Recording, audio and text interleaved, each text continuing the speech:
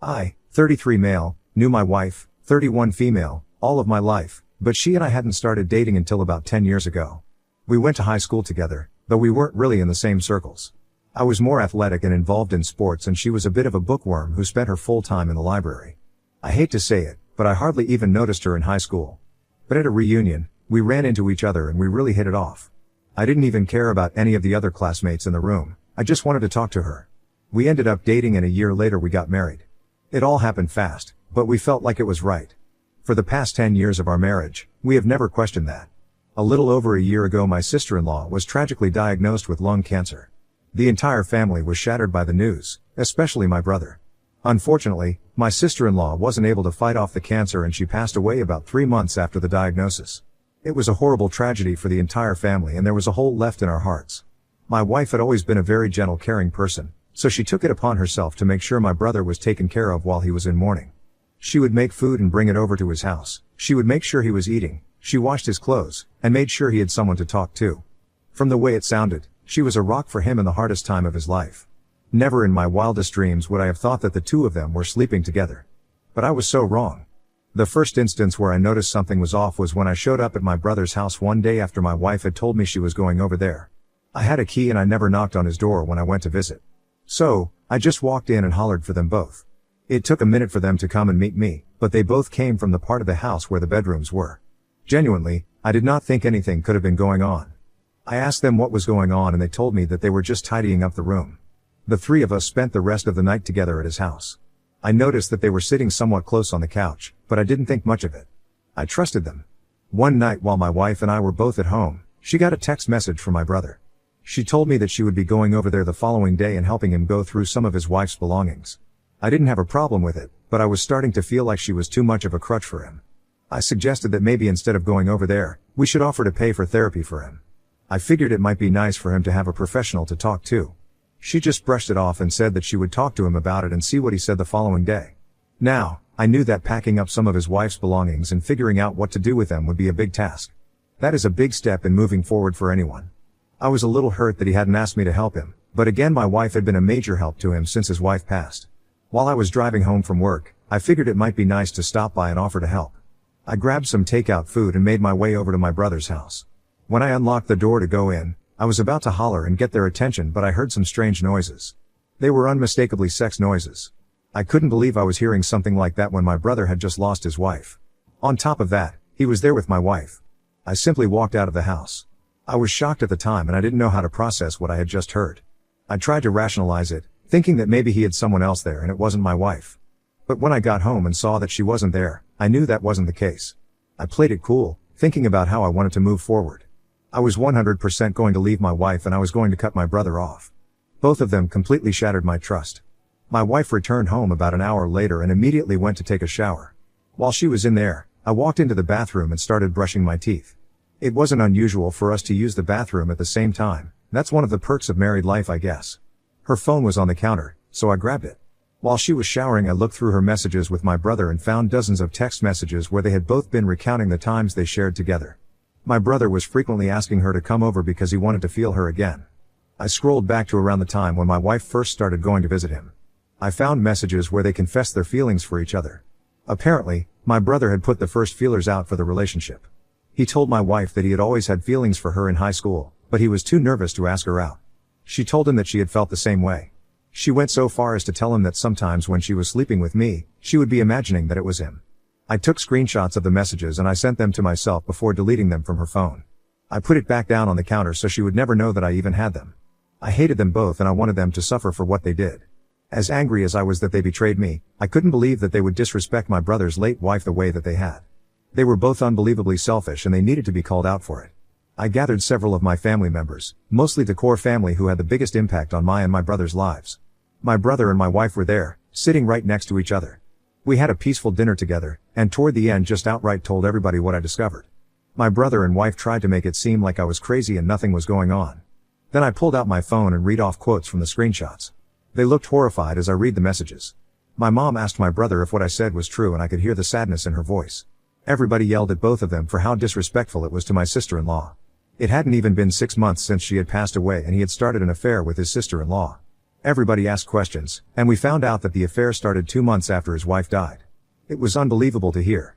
Everybody was yelling at them and telling them that they were selfish and cold and I didn't want to see them. My parents didn't think that I handled it the right way, but they were glad that I told everyone about it. They had all been feeling very sorry for him for his grief, but he was clearly not mourning in the same way as them. In the end, I divorced my wife and I'm happy now without her. She didn't ask for anything in the divorce, and if she did I had enough evidence of her affair that she wouldn't have gotten it. Almost all of my family is extremely angry with my brother and he hasn't been invited to any gatherings or events since they found out. I don't know if people are going to come around and forgive him, or if he's going to stay in the doghouse. All I know is that I never want to see either of them again. Now on to the next story. Story 2. Caught my cheating wife having an affair with her assistant at our office, so I secretly gathered evidence and filed for divorce. Now she's begging to win me back as our divorce gets ugly. My wife, I'll call her Sarah, and I worked for a pretty big not-for-profit in Western Canada. This particular organization is in the public eye and has a lot to do with politicians, and for the last 8 or so years, our organization has been trying to get a certain agreement signed and recognized by the federal government. Anyways, without getting too into details of that, my wife's position meant that she was constantly on the news and working with big wigs and traveling the country and kissing people's asses. I guess literally and figuratively now. I found out she was cheating on me with her assistant that she hired about 6 months ago. She was in the department upstairs and me in the registration department. We actually met at the organization 8 years ago. We both started within a few months. We both worked our asses off to get into the positions that we're in now. It wasn't easy. And like I said, she kisses ass and she's super charismatic and has a way with words. When she speaks, people listen. When she walks into a room, she demands people's attention. I'm a little more introverted and for years, that really worked for us. Well, I ended up having some health troubles and had to go on short-term disability. So I wasn't at work for a little bit and this is sort of when this all started. Or at least when I figured something was up. Some things to note, I'm almost positive that her assistant didn't know we were married. I'm sure of this because he would look at me strange when I brought her lunch or brought her coffee in the mornings. He looked at me as if like, who the heck are you? He knew who I was and that I worked in the building, but I'm not sure that Sarah ever told him who I was to her. I mean, it's not like we went around the building saying, hey, we're married. But like the people who work there know, and gossip travels fast around this organization because people like drama and like starting drama. Which is why I ended up finding out that things were going on. A little background info. Sarah is 45 and I'm 43. It turns out that we actually went to the same high school, but it was a bigger school so our paths never crossed. We have 2 kids. We have a son who's 7 and a daughter who's 5. They literally the loves of my life, and I truly believe my life didn't start until they arrived. We hit it off right away. And at the time, it was a big deal that we started seeing each other at work because it was against office policy to date anyone that you worked with. Technically, Sarah and I never really worked together because we dealt with such different issues, but when we had company-wide meetings, obviously we'd see each other there, and sometimes the projects I was working on would overlap with what she was dealing with upstairs. Eventually people just let it slide and it just became another thing. And like I said, we never screamed it off the rooftops and nobody seemed to mind. Not only that, but when you work in an office, people get kind of crazy. People flirt with everybody. And my wife is attractive. I will say that. And I constantly heard it from other people, and I even heard it from a lot of the female staff.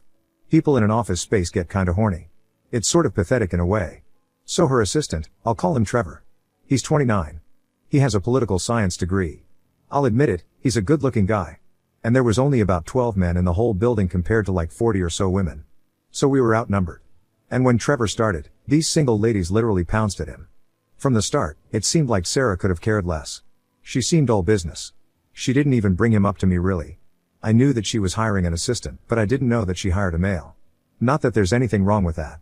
But when I saw him and saw how good looking he was, I sort of understood why she didn't say anything. And at one point, she even said that he reminded her of me. But a young version of me. And then another time she said that Trevor was the version of me if I didn't get in my own head and I took a different career path. I was sort of offended by that. How am I supposed to take that? When I found out she hired him and didn't tell me for a few weeks, I asked her why. And she said, why is it such a big deal? And then she laughed in my face and she said that I felt threatened by a little boy. I'm like, threatened? And she's like, yeah, you're jealous. And yeah, I guess I was in some way. And yeah, maybe I was threatened. But I tried to argue to her that her omitting the fact that he was a guy and was good looking sort of made a point. And she said I was being ridiculous because I wouldn't have had the same reaction if it was a good looking woman. And I was like, yeah, true. But would she still have slept with him and made comments that he reminded her of a young me if it was a woman? No. Not only that, but I heard our secretary asking her questions about Trevor and they'd both be giggling. Another red flag. Yeah, okay, maybe I was jealous, but who wouldn't be? Not only that, but I wasn't feeling well physically, so it was really eating away at me. I wasn't feeling my best. I wasn't my best. And I knew it. And I feel like Sarah really took advantage of that. So yeah, I go on short-term disability and this means I'm at home for a couple of weeks. I become the main caregiver for my kids. And Sarah starts to work really long hours and goes away on trips. So when she was on these trips, she took this assistant with her. And then she's posting pictures on Instagram of herself in clothes that aren't really professional. Or like on the beach and I can tell that she has no bikini top on. The photo is just of her. But I know that he's with her. I comment on the photo and I'm like scandalous but she doesn't react to it or anything. Then I creep Trevor's page, he's got a public page, and see that he's in fact posting photos of the same beach but it's of the water. But then I know that they're together and I know that my wife is laying on the beach next to him without a bikini top on. I text her and I'm like, should you be posting photos like that on Instagram? And she's like, what are you talking about? And I'm like, you're not wearing a shirt and you're showing a lot of skin. Do you think that's smart to be doing when you have the position that you do? People look up to you. And then we got in a huge fight and she didn't talk to me for the rest of her work trip. And I say that lightly, work trip, she was sleeping with him at this point. And another note, yeah, these work trips took her all over the country and she'd get time for business and pleasure. That disgusts me now, but I'm trying to just get through this with self-deprecating humor because that's the only way I'm surviving right now. But yeah, she'd have free time when on these trips. This particular trip was on Kelowna, BC. So it was nice weather and she knew she'd have some time for the beach apparently. While she was here, I was taking care of the kids. I didn't mind this at all. But what I did mind was the fact that she was having relations with someone other than me, her husband. And it's embarrassing because everyone at the office knew this. They'd stay at work late together. They'd constantly be in meetings with a closed door and closed window blinds. But she tried to argue that she was having meetings about confidential things. Oh yeah, confidential all right. A woman at work who didn't actually like her very much, Angela, ended up telling me recently that she heard moans and slurps and all kinds of atrocious sounds coming from that room. Angela and Sarah shared an office wall. And the thing about this office building is that it was gifted to us and it didn't have as many offices in the building originally. When the organization started, we literally didn't have any money. So we had to just make do and throw up walls. So some of the office walls in this place are paper thin and weren't meant to be permanent. And if Angela would have told me about these noises she heard back then, I would have just thought that she's saying this to complain about Sarah because she doesn't like her. But after it all came out and I caught them red-handed, I don't doubt her for a second. I'm getting ahead of myself. So she's spending a lot of late nights there and there's whispers going on about how close they're getting and whatnot. I'm in total denial. I can't believe she'd ever do anything like that to me. She posts more pictures on her Instagram and it looks like someone is taking these photos of her. These photos look like they're in really intimate restaurants, dark, candlelit places. When she comes home after going out like this, she claims they're business meetings, and I sort of say they look like really intimate business meetings. And with my particular sickness at the time, I was having a hard time and she never, not once, asked how I was doing. She was always too busy working. And I can't even remember the last time she was home to say goodnight to our kids. Even our kids were asking, where's mommy? When's mommy going to be home? I miss mommy. It broke my damn heart. And what do I tell them? Oh, mommy's working. Mommy's trying to help her citizens. Nope. Mommy's just cheating on daddy and throwing her family away. Anyways, one particular evening I get a text from a number I didn't recognize and it was like, get to work right now. You're going to want to see this. Don't call your wife. Don't let her know you're on her way. But head to her office. And I'm like, weird. I tried calling the number but it just disconnected. So I call my mom to come over to be at the house because my kids were sleeping and I didn't want to wake them up to go. So she comes over and asks if everything is okay and I'm like, oh yeah, I just have to go help Sarah with something. So I go and I park down the road so she can't see my car in the parking lot. I sneak into the side door with my key card. The lights are off in the building, but when I go upstairs I can see that the lights in her side of the building are still on. It's long after everyone has gone home for the day. Too long after, in fact. And then I walk slowly up to her office, the door is open, and I see Trevor just giving it to her on her desk. She's bent over and she looks up and sees me. I'm just standing there. She has to hit Trevor to stop and then she quickly pulls her skirt back down and he quickly zips his pants up. And all I could say was, wow, Sarah. And it's the same old story. She tries to tell me that she can explain everything. It's not what I thought. And then I'm trying to walk away and she's pulling at my arm and I'm trying to brush her off. Trevor doesn't come out of her office. But I'm trying to make my way down the stairs and back out the side door. She's following me and then suddenly she switches gears and she starts getting mad at me for catching them. She's like, who told you? Why are you here? You didn't trust me, did you? And that last one made me laugh. I said, you clearly haven't given me any reason to trust you.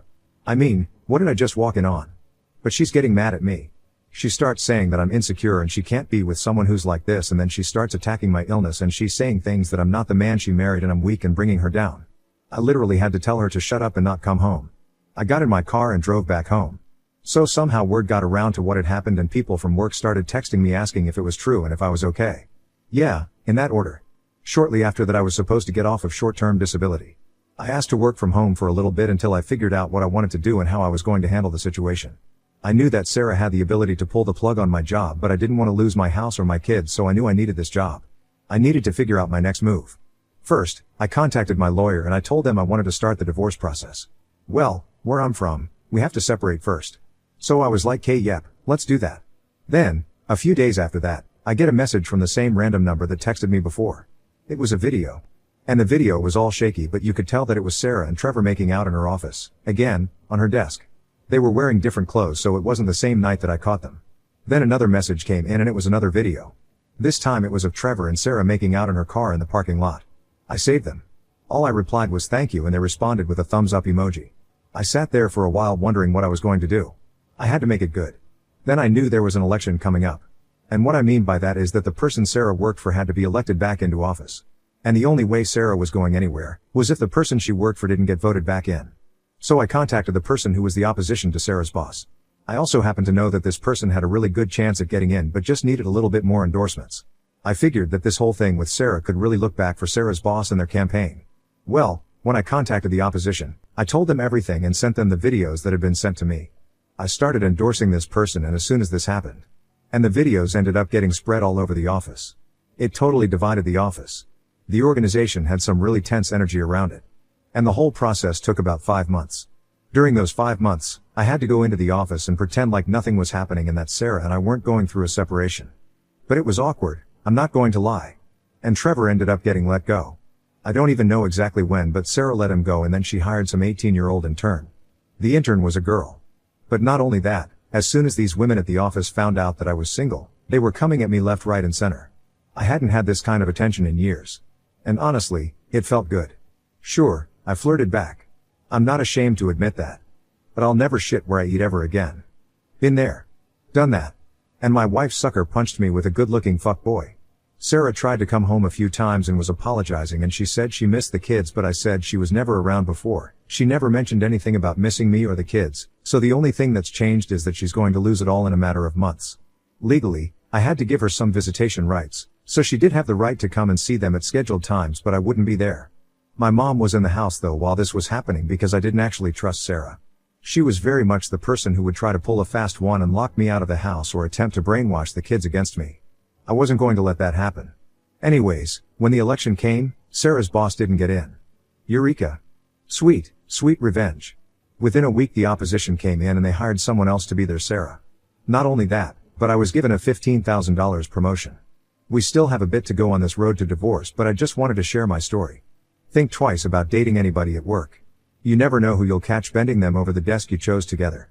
As for the messenger, I did end up asking Angela if it was her, but she was adamant that it wasn't. She thinks that maybe it was one of these women here that wanted to shack up with me for themselves. I like to think that it's Angela and she'll just never admit that it was her. I think she just really saw her chance to get rid of Sarah and took it.